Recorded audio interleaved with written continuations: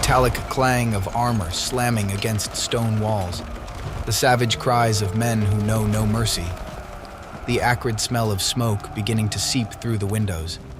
That morning in Assisi, in September of 1240, death was not a possibility. It was a certainty. An army of Saracen warriors, hand-picked soldiers of Emperor Frederick II, who had already plundered and devastated half of Italy, had just breached the outer walls of the convent of San Damiano. They were already in the cloister. For the sisters inside, defenseless, the worst nightmare had only just begun. And yet, only a few hours later, that entire army of ruthless veterans would flee, seized by a blind and inexplicable terror. How is it possible? Why would hundreds of experienced warriors run away in terror before a gravely ill woman and a small piece of bread? What happened in the cloister of San Damiano defies all military logic. Even Emperor Frederick II, the most powerful man of his age, was profoundly shocked by the incredulous report he received from his generals about the retreat from Assisi. We are about to enter into the details of a historical event, documented under oath, that shows how true faith can truly do the impossible. But to understand the absurdity of what happened, we must first understand who those invaders were, and who was the woman who faced them. We are in the midst of the clash between Emperor Frederick II and the Pope. Frederick II, nicknamed by his own contemporaries Stupor Mundi, the wonder of the world, but feared by his enemies as a scourge, made a cynical and deadly decision to break the resistance of the Catholic Church. He deployed an army of Saracen mercenaries from Lucera in Puglia. These warriors were not just any soldiers. They were formidable archers and horsemen, but above all, they were Muslims. Frederick II chose them precisely because they cared nothing for the Pope's excommunications, felt no reverential fear toward churches, and did not consider convents sacred. To them, a cloistered women's monastery was not a place of prayer. It was merely a defenseless target to plunder, devastate, and desecrate. That army descended through Umbria, leaving behind a trail of ash and violence, and in their path stood the very convent of San Damiano, located outside the protective walls of the city of Assisi, the first place where St. Francis had heard Christ speak to him from the cross, and the home that now sheltered his most faithful spiritual daughter. We must remember who Clare was in order to grasp the enormity of that moment. Clare was not born a nun. She had come into the world in 1194 into one of the noblest families of Assisi, the Offreduccio, wealth, servants, and advantageous marriage already arranged for her. But at 18, struck to the heart by the words of Francis, she did the unthinkable. One night, she fled her home, renounced all her possessions, and had her hair cut off, choosing a life of absolute poverty that scandalized her own family. She founded the Order of the Poor Ladies, the future Poor Clares, embracing a poverty so radical that she had to fight for years, even with the popes themselves, in order to keep it.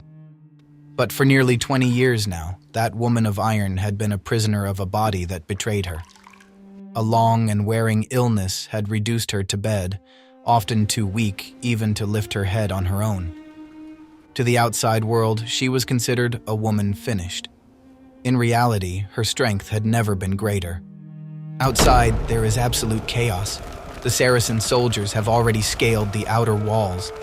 The sisters hear the blows of axes against the wooden doors, the cries in a foreign tongue, the heavy tramp of boots in the sacred courtyard.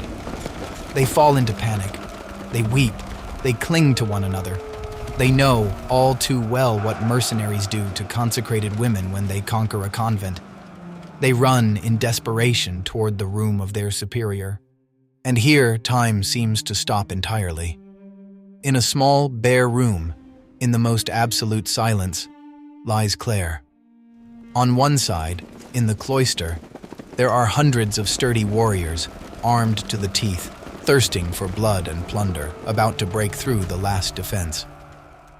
On the other side, in a silent cell, there is a pale, dying woman who does not even have the strength to stand. The sisters burst into the room screaming in terror. But Clare does not lose her composure. On her face there is no panic. There is only an absolute concentration, a peace that seems not to belong to this world. Clare knows that the flesh is weak, but she also knows that in that house there is someone infinitely stronger than any earthly army. With a mere thread of a voice, but with an authority that freezes the sisters weeping, Clare says, "Bring me to the door." The sisters, trembling, support Clare's nearly lifeless body and lead her toward the entrance, right in front of where the soldiers are about to break in. But before reaching the threshold, Clare makes an unusual request. She asks to bring with her a small silver box encased in ivory, the pyx in which the Eucharist is kept.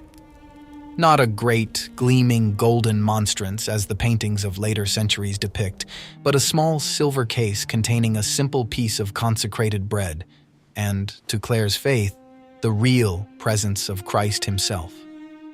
Arriving before the door, Clare prostrates herself on the ground. She weeps, but hers is not a prayer of desperation. It is a spiritual hand-to-hand combat.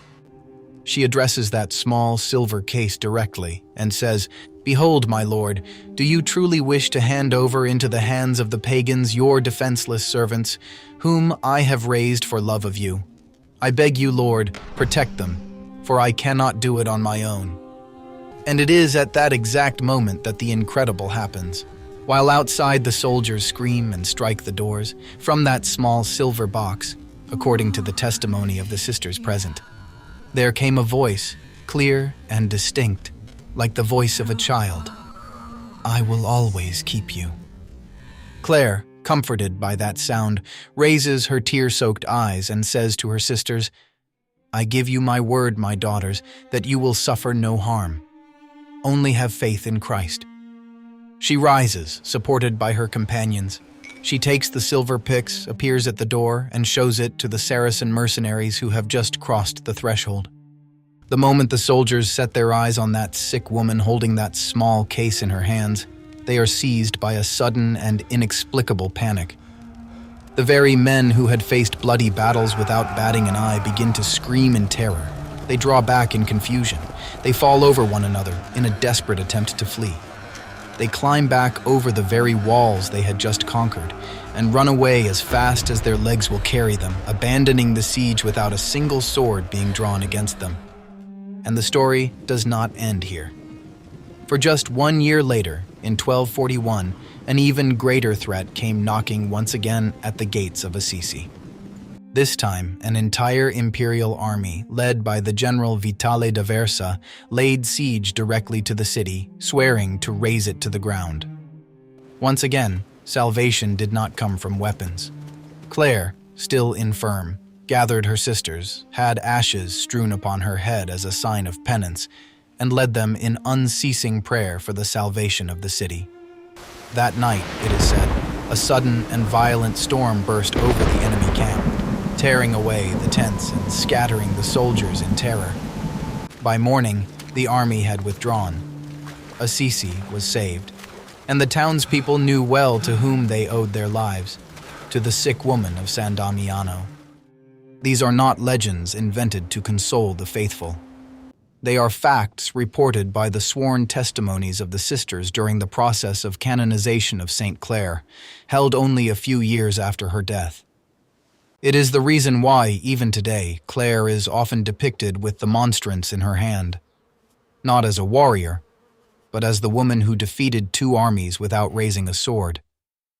And so, today, we must ask ourselves, if Clare, with her unshakable faith and the power of the Blessed Sacrament, was able to put to flight entire armies of ruthless mercenaries, what can Jesus in the Eucharist do for the battles you are facing right now?